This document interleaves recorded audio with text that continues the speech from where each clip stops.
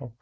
Oldingi videoda sotuv bo'limini ko'rib chiqqandik. Bugungi videoda o'sha sotuv bo'limi asosida yaratilgan shartnoma uchun eshik ishlab chiqarishni ko'rib chiqamiz. Ishlab chiqarish bo'limi shartnomalar, o'sha tasdiqlangan shartnomalar shu yerda ko'rinadi. Mana B10 naryadni tasdiqlab olgandik. Ichiga kiradigan bo'lsak, mana bu yerda eshikni parametrlari yozilgan bo'ladi. Bu yerda batafsil ko'rib olsak bo'ladi. Eshik, korobka, qulf, chasvakdan iborat ekan. Xo'p, orqaga qaytarishimiz mumkin. Agar bunaqa eshik yaratib bo'lmasa yoki agar hammasi to'liq bo'lsa, boshlash bosib ish jarayonini boshlab ketamiz. Mana muvaffaqiyatli boshlandi. Hamda bu yerda jarayondagi o'tdi. Kirib yana ko'rib olishimiz mumkin. Bo'laklarga bo'lib ishlashimiz mumkin. Agar 100 ta eshik keladigan bo'lsa, 100 tasini ham bittada qila olmasak agar 20 ta 20 tadan yo 50 ta 50 tadan bo'lib ishlab chiqarishni bo'laklarga bo'lib ishlashimiz mumkin. Shunaqa mana bu yerda nechtasini bittada qila olishimizni bo'lib yozib ketamiz. Buni keyinchalik ko'rib ketamiz. Xo'p, ishlab chiqarishni boshlaydigan bo'lsak, boshlash qilamiz. Esa ishlab chiqarish jarayonda. Ya'ni jarayon, qanaqa jarayonlar borligini ko'rib ketamiz. Qoplama va korobka uchun jarayonlar bor ekan. Xodim biriktiramiz. Ishlab chiqarishdagi xodimlar ko'rinadi bu yoqda. Qaysi xodim nima ishiga qarab biriktirib ketamiz. Boshlash qiladigan bo'lsak, ish jarayoni boshlandi. Shu xodimimiz shu naryadda shu jarayonda ish qilyapti. Bu yerda kerakli xomashyolar bo'ladigan bo'lsa, shu jarayon uchun xomashyolar ko'rinadi. Bu jarayon uchun xomashyo biriktirilmagan ekan. Bu yerda esa ishlab chiqarishni shu jarayonni naryaddan chiqarib xodimga topshirishimiz mumkin. Va xodim shu jarayon uchun qancha summa olishi ham ko'rinadi.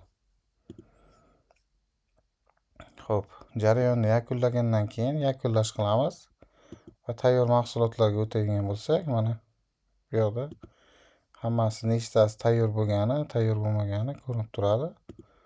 Bu yerda 0.5 qilamiz. Hamda bu yerda 2 ta qilamiz. Hamda tayyor bo'ldi qiladigan bo'lsak yoki birdaniga yuk xati shakllantirishimiz mumkin. Hozir tayyor bo'ldi qilamiz.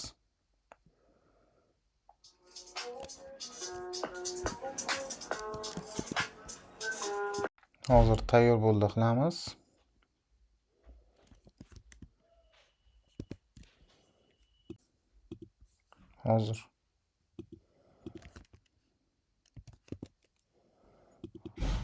Hozir tayyor bo'ldi qilamiz.